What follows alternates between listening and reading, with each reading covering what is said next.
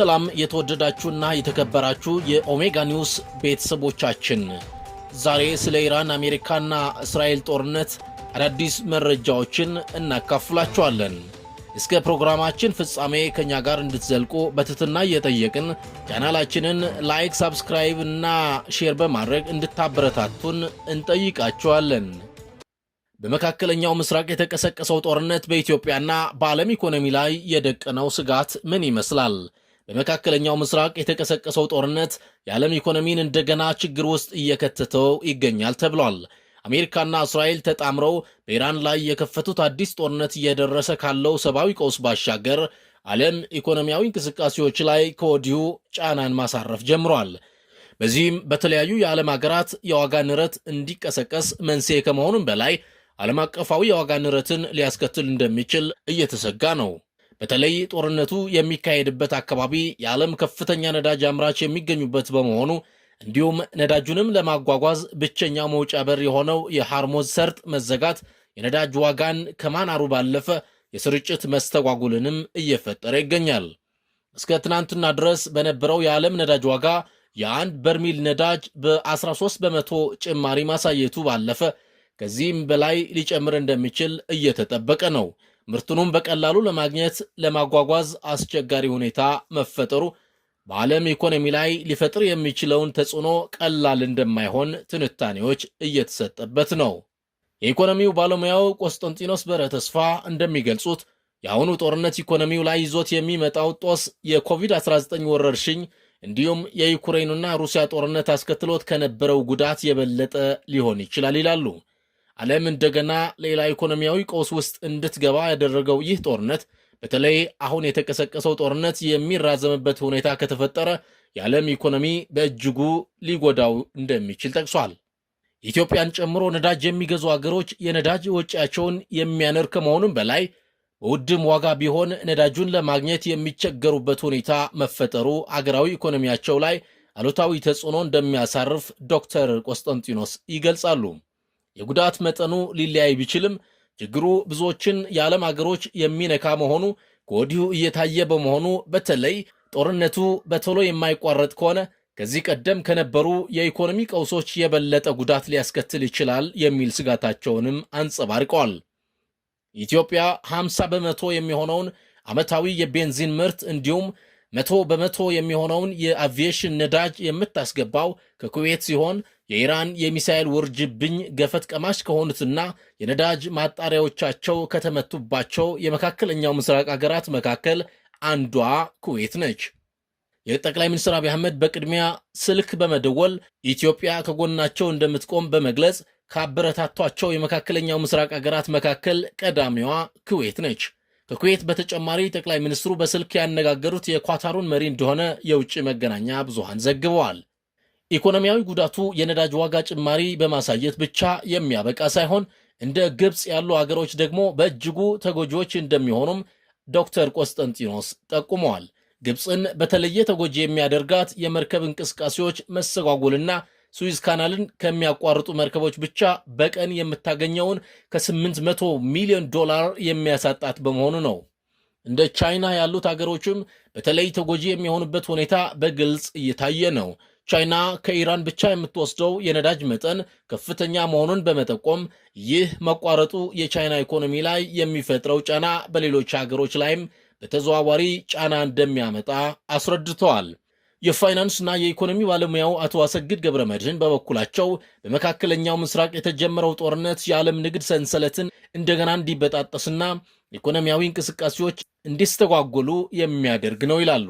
ከዚህ ቀደም ዓለም በከፍተኛ ደረጃ ኢኮኖሚውን ያናጉና የግብይት ሰንሰለቱን በጣጥሰዋል ተብለው የሚገለጹት የኮቪድ-19 ወረርሽኝና የሩሲያና የዩክሬን ጦርነት ካስከተሉት ጉዳት ገና ሙሉ በሙሉ ማገገም ሳይቻል እንደገና ይህ ጦርነት መከሰት ለዓለም ኢኮኖሚ ላይ የሚፈጥረው ጫና ቀላል እንደማይሆን ያስረዳሉ።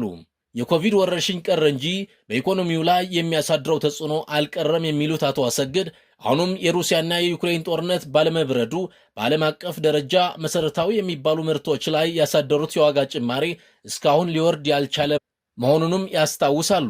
ይህ በሆነበት ሁኔታ የሰሞኑ ጦርነት መቀስቀስ ደግሞ በዓለም አቀፍ ደረጃ ያለውን ዋጋ ንረት የበለጠ ሊያደርገው እንደሚችል እየተጠበቀ መሆኑን አክለዋል። ከአንደኛው ሀገር ጥግ ወደ ሌላኛው ሀገር ጥግ በመርከብም ሆነ በአውሮፕላን የሚጓጓዙ ሸቀጦች፣ የግንባታ ግብዓቶች፣ የኤሌክትሮኒክስ መሳሪያዎችንና በአጠቃላይ የካፒታል ዕቃዎች በሙሉ እንቅስቃሴዎቻቸው ይገታሉ። ይህ ማለት አቅራቢዎችም የሚፈልጉትን ለማቅረብ ይቸገራሉ፣ ገዢዎችም የሚፈልጉትን ለማግኘት የሚቸገሩ በመሆኑ ከፍተኛ የሆነ የአቅርቦት ክፍተት ይኖራል ማለት ነው። ለገበያ የሚቀርበው ምርት ማነስ ደግሞ ለዋጋ ንረት መንስኤ ይሆናል።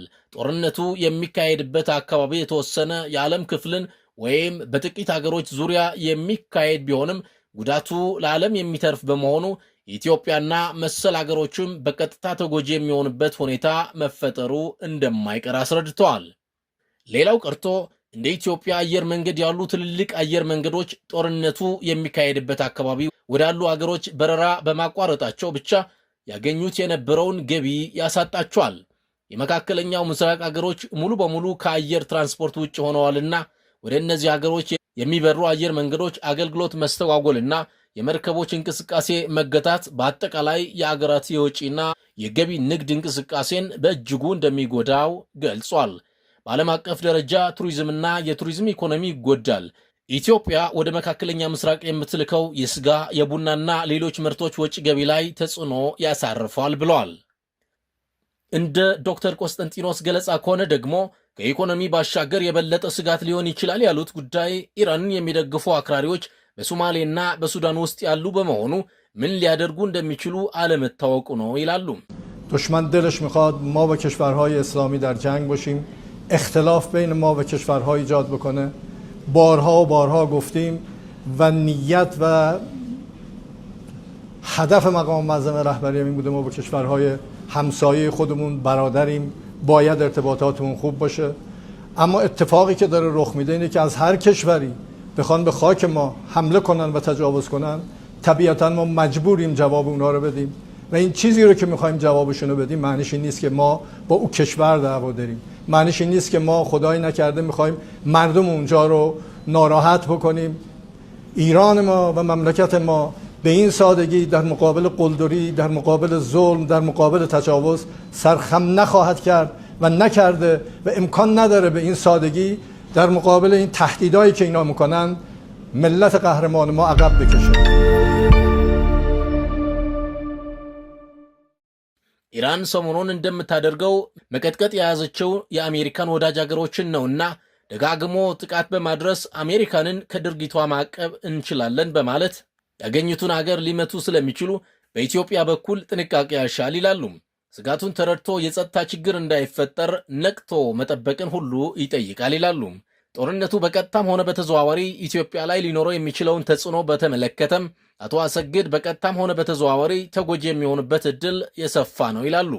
በዚህ በቀዳሚነት የጠቀሱት የነዳጅ አቅርቦትና ከዚሁ ጋር የተያያዘ ኢኮኖሚያዊ ጉዳዮችን ነው። ኢትዮጵያ ዋነኞቹ የነዳጅ አቅራቢዎቿ ኩዌትና ባህሬን ናቸው። የኢትዮጵያ የነዳጅ ግዥ ኮንትራት ከእነዚህ ሁለት አገሮች ጋር በመፈራረም የሚተገበር ነው። አሁን ጦርነቱ የተካሄደ ያለው ደግሞ በእነዚህ አገሮች ዙሪያ ነው።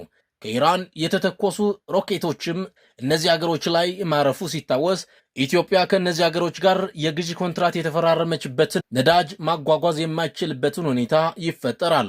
እንኳን ጦርነቱ ተነስቶ አሁንም እየታየ ያለው የነዳጅ እጥረት ጭራሽ መምጣት ካልቻለ ጉዳቱ ቀላል ላይሆን እንደሚችል አመላክቷል። ነዳጁ ለመጫን ቢቻል እንኳን የሰርጡ መዘጋት መተላለፊያ የሚያሳጣው ነው። ሁኔታዎች ፈቅደው ከሰርጡ መውጣት ከተቻለም በቀይ ባህር የሚደረገውን የመርከብ ጉዞዎች የየመን ታጣቂዎች እንወስዳለን ባሉት እርምጃ ምክንያት በቀላሉ ነዳጁን ወደ አገር ቤት ማድረስ ፈታኝ እንደሚያደርገው የዶክተር ቆስጠንጢኖስ ማብራሪያ ያስረዳል። ስለዚህ ይህ ሁኔታ እስካልተለወጠ ድረስ ውለታ የተገባለትን ነዳጅ ማግኘት ከባድ ይሆናል። ይህም በአገር ውስጥ እጥረት በመፍጠር ጫና ይፈጥራል። እንደ ኢኮኖሚ ባለሙያዎች ትንታኔ ሌሎች ትንንሽ ተጽዕኖዎችንም ያስከትላል ይላሉ። ከግለሰብ ጀምሮ እስከ ሀገር ድረስ የሚኖረው ተጽዕኖ በተለያየ መንገድ ሊገለጽ የሚችል ነው። ሌላው ቀርቶ ከመካከለኛው ምስራቅ ወደ ኢትዮጵያ የሚደረጉ በረራዎች መቋረጥ ተጓዦችን ከማጉላላትና ተጨማሪ ወጪ የሚያደርግ ነው። ከወጪና ገቢ ንግድ አኳያ የሚኖረው ተጽዕኖ ላኪዎችንና አስመጪዎችን ብቻ ይጎዳል የሚል አይደለም። ላኪና አስመጪ መላክና ማስመጣት ካልቻሉ እንደ ባንክ፣ ኢንሹራንስ ኩባንያዎች፣ ትራንስፖርት ድርጅትና ሌሎች በዚህ ግብይት ሰንሰለት ውስጥ ተሳታፊ የሚሆኑ አገልግሎት ሰጪዎችን በሙሉ በቀጥታና በተዘዋዋሪ ተጎጂ ያደርጋቸዋል። ኢትዮጵያ ላይ ሊፈጥር የሚችለው ተጽዕኖ ሌላ ገጽታ እንደሚኖረው የገለጹት አቶ አሰግድ ይህም ከቻይና ጉዳት ጋር የተያያዘ መሆኑንም ጠቅሷል። ቻይና በዚህ ጦርነት ሊገጥማት ከሚችለው ችግር ጋርም የሚያያዝ ነው። ቻይና በዋነኛነት ነዳጅ ከምትገዛባቸው አገሮች አንዷ ኢራን ናት። አሁን ባለው ጦርነት በቀር ወደ 1 ሚሊዮን በርሚል የሚሆን ነዳጅ የማታስገባ ከሆነ ችግር ውስጥ ትወድቃለች። ይህ ደግሞ በቀጥታ የሚፈጥርባት ተጽዕኖ የሚያስከትልባትን ወጪ ለማካካስ ለገበያ የምታቀርበው ምርት ላይ ዋጋ ትጨምራለች። ይህ ደግሞ ከቻይና የሚመጡ ምርቶች ላይ የዋጋ ጭማሪ ማስከተሉ ስለማይቀር ተረካቢ ሀገሮች ላይ የምርትና የሸቀጣሸቀጦች ዋጋ እንዲጨመርባቸው ያደርጋል።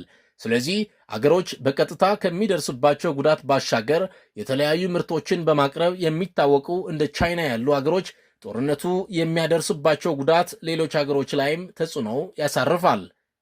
ክቡራንና ክቡራት የኦሜጋ ኒውስ አድማጮቻችን ለዛሬ በኢራን አሜሪካና እስራኤል ዙሪያ የተነሳው ጦርነትና ሊያስከትል የሚችለውን ኢኮኖሚያዊ ጫና ያዘጋጀነውን ዘገባ እዚህ ላይ ያበቃል።